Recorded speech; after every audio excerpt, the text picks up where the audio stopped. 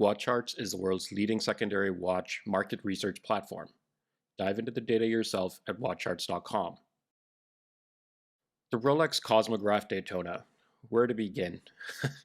This is a watch that is highly desired by tons and tons of different people for different reasons. Just to sort of, put my own cards on the table. It's not a watch that I have personally ever owned. It's not a watch, honestly, that particularly interests me that much, but I do know that a lot of people care about it very much and like it for various reasons. So what we're going to do in this video is talk about not just the Rolex Daytona itself, but also a few alternatives, specifically the ones that sort of fit into the Panda design configuration, and we're going to do it at a few different price points. And the reason we thought this would be an interesting video to make is because obviously, even though the Daytona is a $14,000 to $15,000 watch at retail, on the secondary market it trades for double that. And so there's a lot of other watches that sort of can scratch the same itch, but I think the considerations really here will be price or budget.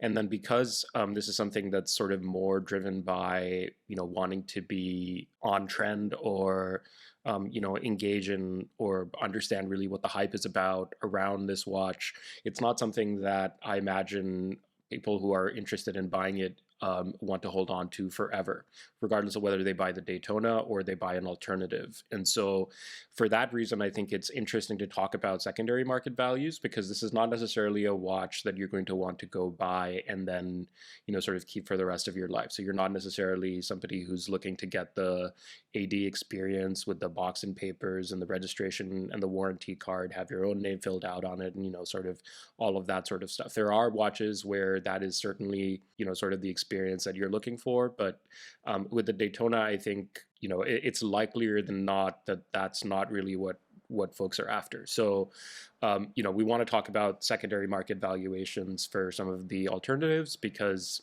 you may end up saving some money. Then from a design standpoint, of course, what is a Panda chronograph? Which ones are sort of, good representations of that design? Which ones are not? What does variability look like? What are the specs like? And then lastly, on a little bit of a technical front, obviously the Daytona is a very accomplished chronograph with an in-house movement. So when do you have to start compromising on those sorts of features? Those are some of the things we'll get into in this video. But to start off with, really, it's to define really what a Panda chronograph is. So a Panda chronograph, sort of in its most literal, strictest sense, is a white dial with black subregisters. And I think the inspiration for that moniker is sort of quite obvious.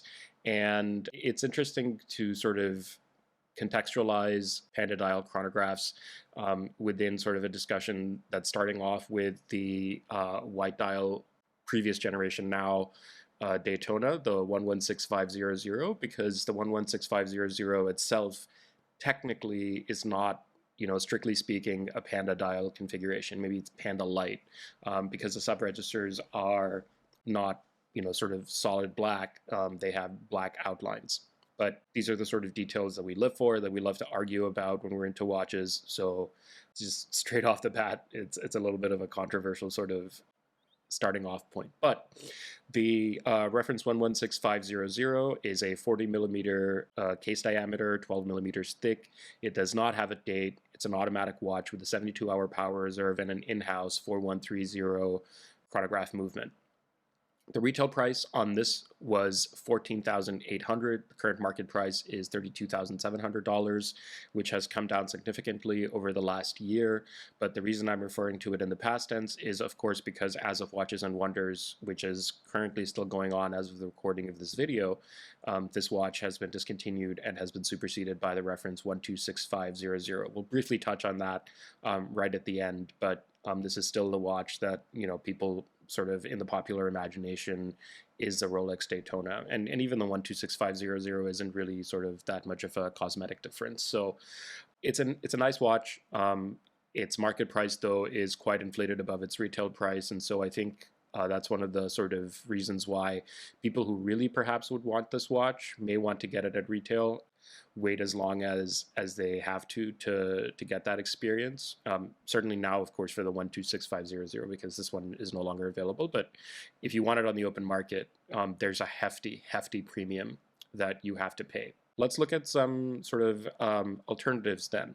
And the first one we're going to look at is perhaps a bit of a controversial choice. It's a Girard-Perregaux reference 81020. It's got a retail price of $18,600, but the current market price for this watch, as we compute it, is $12,800. It's 42 millimeters in case diameter, also 12 millimeters thick. It's got a date window at 4:30, which is polarizing in this particular instance. I think it's not too obtrusive, it's not too offensive, but that's just sort of my take on it. It's also got an automatic movement with a 46-hour power reserve in-house. It does have an integrated bracelet design, so that's sort of something that distinguishes it from the Daytona, which does not. And then the other interesting thing about this watch is that even though now it is 42 millimeters wide, 12 millimeters thick, the previous iteration of this, the 81040, used to be 38 millimeters. Back in 2018, it was still available. And, you can, it's the same movement inside, and it was slightly thinner. And just with those different case proportions, it was a sort of totally different wearing experience, I imagine. And those are also still available. And actually, they trade at a slightly higher premium than this 42 millimeter version. But this one, has sort of seen some price appreciation over the last year, and within the broader GP context, that's not super surprising because the Laureato is a collection that's done well, certainly over the last year, even against a backdrop of the wider market deteriorating. But what you'll get with this is, a very nicely finished movement. Unfortunately, with a solid case back, you still won't be able to see it, but with a hobnail sort of pattern on the dial, it moves you into a sort of a more luxe or high horology sort of, or high horology light rather, because it's still in the sub $20,000 retail price category wearing experience. The next one is a Breitling. This is the Breitling Navitimer B01 chronograph. It's a bit of a chunky monkey in comparison to the other two watches we've discussed so far, at 43 millimeters in case size, 13.7 millimeters tall. It's got a date window, but at 6 o'clock. And so you'll see sort of in this picture, it's hidden inside the subregister because the date wheel is color matched to the subregister. And so it's, as unobtrusive perhaps as they thought that they could make it. Also got a red seconds hand. The dial itself is technically not white. It's silver, but still I think credibly can be called a Panda dial. This is another one where over the course of the last year, prices sort of became depressed, but since then have recovered a little bit. Retails for $9,500, but the current market price is $7,200. It's also an automatic watch, 70-hour power reserve on the movement, and it's got an in-house B01 movement. And on the bracelet, this is $9,500. It's also available on a strap for slightly less.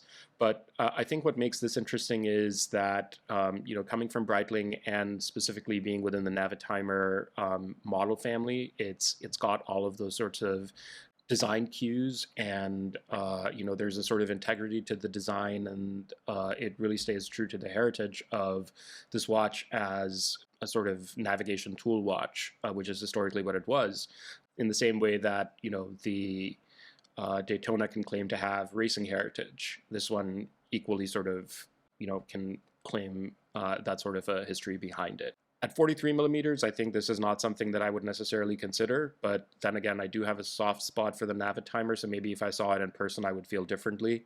But that's kind of my current opinion or current take on the design of the watch. This next one is an Omega Speedmaster racing chronograph. This one is 44 millimeters case diameter, 15 millimeters thick. It's also got a date window at 6 o'clock, an automatic movement, which has a 60-hour power reserve, and an in-house META-certified coaxial escapement movement, which interestingly runs at 4 Hertz, which is slightly higher than the beat rate that's used for time-only coaxial movements. This retails for $9,100 and has a current market price of $6,300, which has been more or less steady over the last 12 months. This one is unique, I think, for its own sort of, it's got its own design history, but then of course, because it's a coaxial movement, it's got a completely different sort of vibe than the Speedmaster moon watches. It's 2-register instead of the moon watches, which are 3-register. The moon watch is manual wind. This is automatic. Moon watch is 42 millimeters, and this one is 44. So again, I think I would just sort of gloss over this if I saw it in person, because it's just not, a case size that I would find too comfortable. But this is, sort of as we're moving down the market price ladder, certainly an option to consider, which from a technical standpoint, leaves nothing on the table. The next one we're going to talk about is a true sort of icon of the world of tool watches, and certainly of the historical development of chronographs as a genre of watches. This is the Zenith Primero A384 Revival, and actually one of the smaller watches that we're discussing in this video, at only 37 millimeters case diameter, 12.6 millimeters thick. It also has a date window at 4 o'clock, which in this case I don't quite like, because it sort of cuts into the black surround or the tachymeter scale. It's an automatic watch with a 50-hour power reserve, the famed in-house El Primero movement.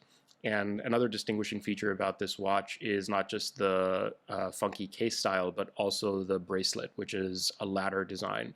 And so it's got these cutouts that make for a somewhat different wearing experience. This one is slightly down over the last year, retails at $9,000, but the current market price on this is $5,400, also with a red second hand. And I think, if you leave aside the bracelet for a second, this watch is quite handsome looking, again, minus the sort of cutout into the tachymeter scale, but there's no denying that the movement inside is an absolute powerhouse. And if the movement side of things is what interests you, then this is a solid contender. And of course, if you don't like the bracelet, you don't have to keep it on the bracelet. You could always just swap it out for a strap. However, the Zenith, I think, is the last purely in-house movement that we're going to talk about. And so now you can see, as you move down the price ladder, where you really have to start cutting corners, as it were, or making compromises really on that sort of Daytona experience, where there's a certain feature set that you can expect at that price point, and then when you drop below a certain sort of threshold, those features start to go away. So this is the Tudor Black Bay Chronograph, reference 79360. It retails for $5,450, and it has a current market price of $4,600. It launched, and when the market was sort of hot, it did trade, maybe slightly above its retail value. But again, that's generally the case for Tudor releases when they first arrive on the market. This one is 41 millimeters case diameter with 14.6 millimeter case thickness. It also has a date window at 6 o'clock. And it's an automatic movement with a 70-hour power reserve. And if that sounds vaguely familiar to the Breitling, that's because the movement inside this watch is actually derived from the Breitling B01. Tudor has a partnership with Breitling where they have access to that movement, and so that's what you see in this watch as well. Obviously, it makes for an interesting sort of contrast that this retails for $5,450 when the Breitling retailed for $9,500. Some of that is down to the finishing, and obviously the sophistication of the finishing as well on the bracelet, and the design, and how much heritage there is, and really somewhat of the brand equity or the brand value, and so you're paying for the name on the dial. But here, that sort of is discounted a little bit. All of those factors sort of get discounted a little bit, and that's reflected in both of those features. I've seen this watch. I've tried it on myself. I've found it to be a little too sort of slab-sided for my taste. Again, sort of the Black Bays at 41 millimeters generally receive that feedback from for many people, but that's what my wearing experience also with this watch has been like. And now we sort of start, really climbing down the price ladder, and we're looking at the Hamilton Intra-Matic, which retails for $2,245 and has a current market price of $1,600, a level that's more or less held steady over the last year. It's 40 millimeters case diameter, 14.4 millimeters thick. It's also got a date window at 6 o'clock with an automatic 60-hour power reserve movement that is officially called the H31, but it's based on the ETA 7753, which is an Ebausch movement. So at this price point, really what you're doing is sort of completely giving up any pretensions to having some sort of exclusivity when it comes to the innards of the watch. That said, the design in particular is very nice looking. This is a watch I have also seen and tried on in person, and even though the dimensions don't seem too far off from the Tudor, for some reason on a strap, which is how I tried it on, I liked it quite a bit. So the white again on the dial is not really a white, it's a creamish color, but I thought it sort of qualified for the Panda classification, and so I added it to this list. But wearing it, you can call it a Panda dial chronograph, but I don't think that you can really call this a Daytona alternative per se, because the wearing experience and just the experience of sort of looking down at your wrist on a watch, you don't look down at this and glance at it and think, oh, maybe this is a Daytona. That's absolutely not what the wearing experience is like. It's very much sort of a watch in its own right. And then the last one that we'll talk about sort of in more detail is the Seiko Prospex chronograph SSC 813, which retails for $675. But of course, this is Seiko, so you'll probably be able to find it for a little bit less, even brand new. The market price has come down a little bit over the last year and currently sits at about $400. This is 39 millimeters case size, 13 millimeters thick, with a solar quartz movement and a date window at 4:30, which actually is done quite nicely. So if you compare this to the Zenith, it doesn't sort of break into any of the other design elements, and so for that reason is less offensive to my eye, certainly. And as long as you keep feeding it sunlight or some other artificial source of light, it'll keep running indefinitely because it's a solar quartz movement. But if you compare this to the Hamilton, for example, this one much more closely resembles a Rolex Daytona. And so not only do you get the Panda experience, you also sort of get that moment where you can do a double take and be like, oh no, wait, this is a Seiko. It's not a Rolex.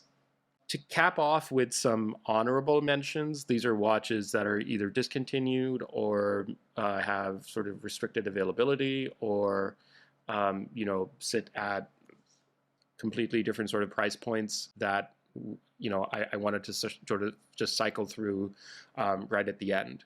The reference 16520, which is the Zenith Daytona with the steel bezel, also sort of like a Panda light dial configuration on the sub-registers. There's many of these available, but it's a discontinued watch at this point, and all you're going to be able to find are used examples. But since the only watches we covered in detail in this video were in production, this one didn't make the cut. It was succeeded by the 116520, which on the subdials actually goes away even further from the Panda Light configuration, but I kept it in here still to sort of be provocative a little bit, but also because I think it's useful to see sort of how the Daytona itself evolved. And of course, if the Daytona is what you're after, then this is another one of the candidates to consider. The next one is the 126500, which was just announced. Its retail price is slightly higher than the last retail price for the 116500. And it's got minor updates. The case is slightly larger. The subdials have a shrunken black border. The bezel is now encased in a ring of steel for the 126500, and then obviously for the precious metal ones, it's a similar sort of configuration. But this is a watch for which the market evolution will be interesting, of course, to follow in the coming months. And we'll have data on it over at WatchCharts.com as and when it becomes available and this watch starts showing up on the secondary market. I expect absolutely for some period of time right at the start where availability is tight, supply is restricted, and there's a hype and there's a frenzy around it, that market prices will be incredibly inflated. The next one is the Tissot PRX chronograph. This one also is sort of in the sub $2,000 price category, but and also actually comes with an integrated bracelet. But there's very little market data on this, so you may be able to find listings here and there, but because we can't sort of make sufficiently strong claims about its market performance, it's listed here instead of in the first half of the video. And then lastly, the new Vacheron Overseas 41mm chronograph, 5500 B110A B686. This is obviously going to be at a much higher price point on the secondary market than all of the other options that we've covered, and so for that reason is also just listed in the honorable mentions table.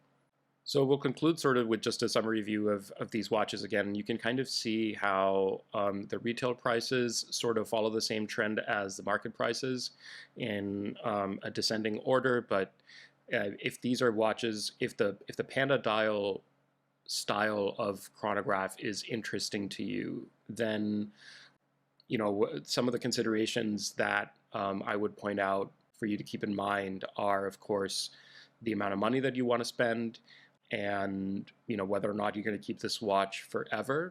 If you're not, and if the design really is what you're after, I think that changes the calculus around whether you really want to shell out money for a Rolex or a GP or even a Breitling or Omega.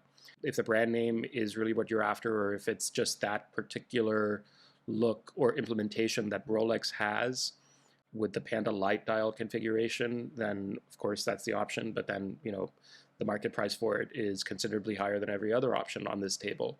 But if you just want the Panda light configuration, then the Omega Speedmaster Racing, for example, also has the exact sort of design language on its subregisters. And lastly, if the movement is what you care about, then there are pretty decent options from both Breitling and Zenith, and actually even Omega for that matter, that have real technical merits, that have real history as chronographs in their own right, with movements that are well respected. At the end of the day, though, I think for some people the answer will always be a Daytona, because I'm not sure why. If you are one of those people, or if you would buy an alternative, or if you would at the very least consider an alternative instead, let me know in the comments below. Thanks for listening.